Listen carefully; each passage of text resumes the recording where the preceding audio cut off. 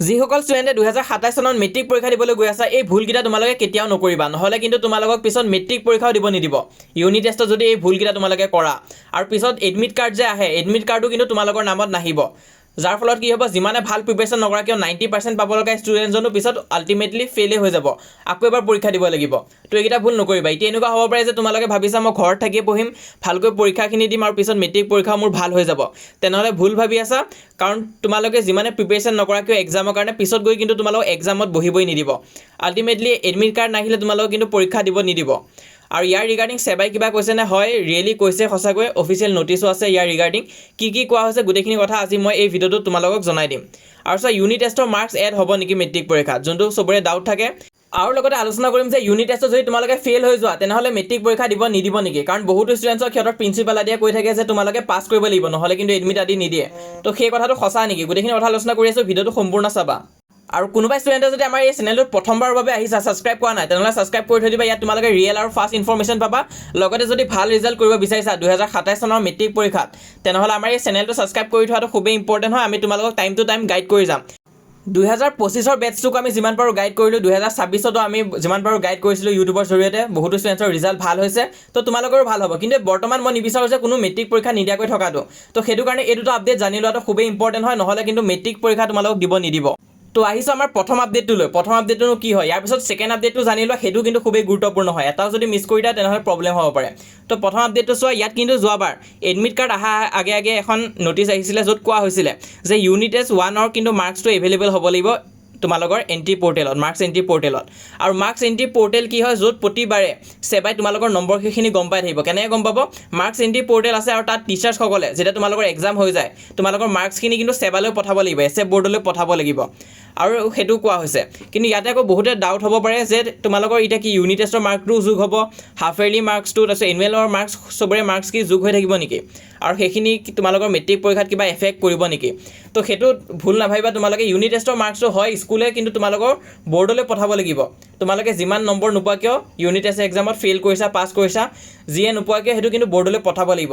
সেইটো অকল ইউনিট টেষ্টে নহয়, half yearly, second unit test আৰু আনকি প্ৰি বৰ্ড এক্সাম, মেট্ৰিকৰ আগৰ এক্সামটোতো কিন্তু গোটেইখিনি মাৰ্কছ সেবালৈ পঠোৱা হয়। তোমালোকৰ ৰেকৰ্ড সেবাই ৰাখি থাকে।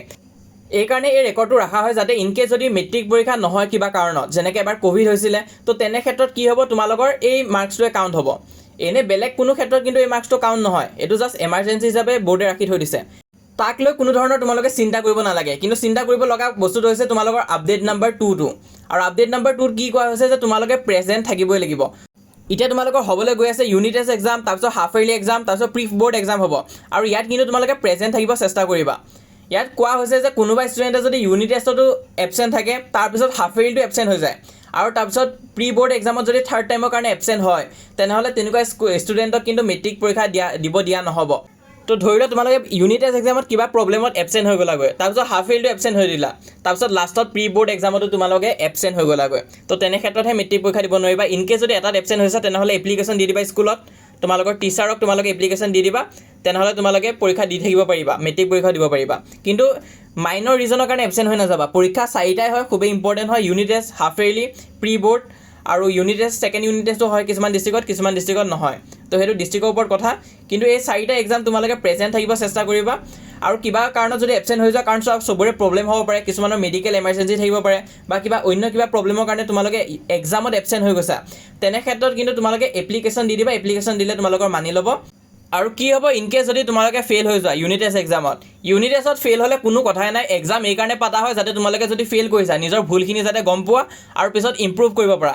ইউনিট টেষ্টত ফেইল যদি হৈ যোৱা কোনোবা ষ্টুডেণ্টে, মইতো কৈছোঁ মোৰ ভিডিঅ'খিনি তোমালোকে ফ'ল' কৰিবা। মই ইয়াৰ আগত যিমানখিনি হেল্পফুল ভিডিঅ' দিছোঁ, যিমানখিনি গাইডেঞ্চৰ ভিডিঅ' দিছোঁ, সেইখিনি ফ'ল' কৰি যোৱা, পৰীক্ষা ভাল হ'বই। বা কিবা বেমাৰ আদি হোৱাৰ বাবে যদি তোমালোকে ইনকেছ কিবা কাৰণত ফেইলো হৈ যোৱা, তেতিয়া কিন্তু হাফ ইয়াৰলি এক্সাম দিব পাৰিবা। সেইটো ভাল কৰিব চেষ্টা কৰিবা তেতিয়া।